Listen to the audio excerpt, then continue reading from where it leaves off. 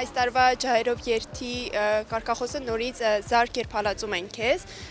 եւ դա պայմանավորված է նրանով, որ արդեն երկրորդ տարին է երկրում որևէ իրավիճակ չի փոխվում եւ մենք նորից կանգնած ենք այդ խնդրի առաջ, որ կարող է ինչ-որ մի օր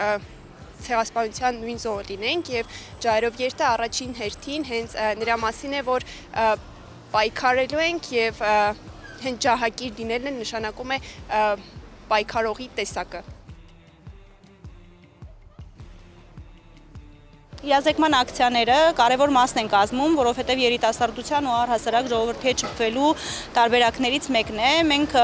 սա միակ ակցիան չի, որը անում ենք, ունենք ուսանողության հետ հանդիպում, ուսխորհուրդների հետ երկար տարիներ է ինչ համագործակցում ենք։ Բացի դրանից մենք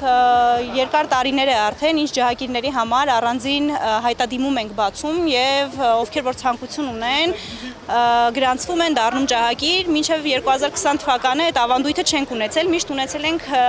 ջահակիրներ, ովքեր Դաշնակցության երիտասարդական միության անդամ են եւ նաեւ ուսանողական միության, սակայն բողոքները, որոնք ուղղված էին մեզ, մարդիկ ցանկություն ունեին, երիտասարդները ցանկություն ունեին մասնակցելու եւ որոշեցինք այդ տարբերակով ներգրավվել եւ բացի այդ ջահերով երթը քանի իր մեկնարկին հարյուրավոր մասնակիցներ ուներ, այս օրերին արդեն հազարավոր մասնակիցներ ունի եւ համահայկական բնույթ է ձեռք բերել։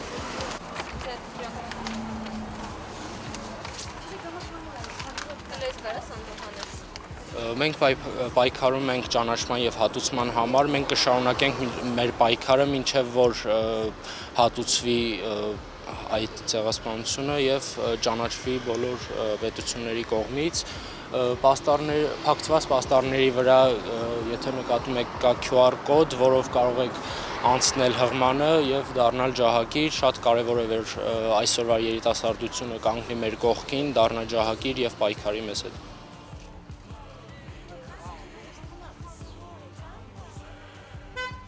Այո, մենք պայքարում ենք նաև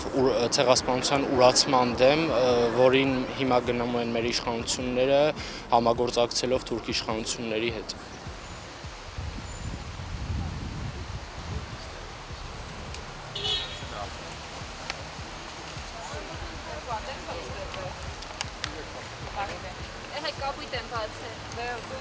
Այս երթը պահանջատիրության եւ հակաթուրքական միակ միջոցառումն է Հայաստանում, որը իրականացվում է։ Կարծում եմ, որ շատ կարևոր մեսիջ է, ջահերով երթը բոլոր տարիներին շատ մեծ տարածում է ունենում մեդիադաշտում Հայաստանից դուրս եւ նամանավանդ թշնամական մեդիադաշտում եւ նրանք հասկանում են, որ այս ակցիան ուժ է, որը մեծանալու հատկություն ունի եւ ինչ որ մի օր եւ մենք վստահ ենք դրանում, մենք ամեն տարի ջահերով երթ կազմակերպելուց, անելուց, մարդկանց հետ շփվելուց համոզված ենք, որ հատուցման պահը գալու է։ Եվ այս ուրացման քաղաքականությունը, որը տարիներ շարունակ գեներացվել է, ինչպես հակառակորդի թշնամու կողմից, այնպես էլ վերջին տարիներին ցավոք քաղաքական պրոցեսներն են դրան տանում, մենք դա կանխելու ենք եւ կասկած չկա դրանում։ Թուրքիան պատասխանատվություն կգրի իր գործած ոճի համար, որովհետեւ ցավոք սրտի մենք շատ մոտ անցյալում ունեցանք նաև Արցախում ցեղասպանություն, մենք դա որակում ենք որպես ցեղասպանություն եւ այդ հանգամանքը եւս անպատասխան մնալ չի կարող։